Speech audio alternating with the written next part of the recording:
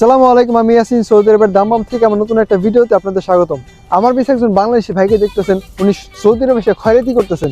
তো ওনাকে আজকে ইন্টারভিউ নিব যে উনি সৌদি আরবে এসে কেন খয়রাতি করতেছেন। আসেন ওনার সাথে একটু কথা বলা যাক। সালামু আলাইকুম ভাই, ভালো আছেন? ওনাকে হয়তো কিছু খয়রাতি দিতে হবো। আচ্ছা হলো।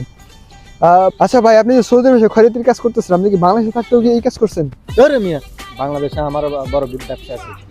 আচ্ছা, তার মানে আমি বুঝতে পারছি আপনি বাংলাদেশে ব্যবসা করতে যায় সেই ব্যবসায় ধরা খাইছেন, আর ধরা খেয়ে আপনি খয়রাতি গেছেন, তাই তো? না, তাহলে আপনি খয়রাতি কিভাবে বললেন?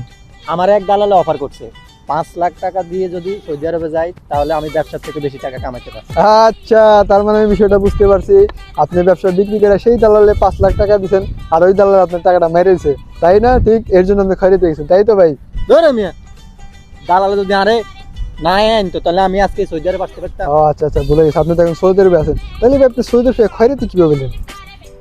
দালালে আমারে কইছে ভালো একটা চাকরি দিব, আরামের চাকরি, 1 লাখ টাকা বেতনে। আচ্ছা, তার মানে আমি বুঝতে পারছি যে দালাল আপনার বলছিল যে আরামের একটা চাকরি দিব আর 1 লাখ টাকা বেতন দিব, কিন্তু দালাল আপনি সে কষ্টের কাজ, যেই কাজ আপনি করতে পারেন নাই, এর জন্য আপনি এখন খয়রাতি গেছেন, তাই না ভাই?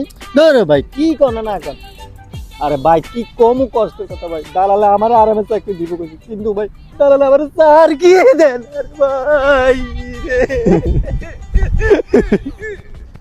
এরকম দালালদের চক্করে পড়বেন, তাহলে সৌদি আরবে সেরকম খয়রাতি করবেন, এটাই বাস্তব। আপনি যে সৌদি আরবে কি জানি কোন দেন ভাই রে। আরেকবার আরেকবার আরেকবার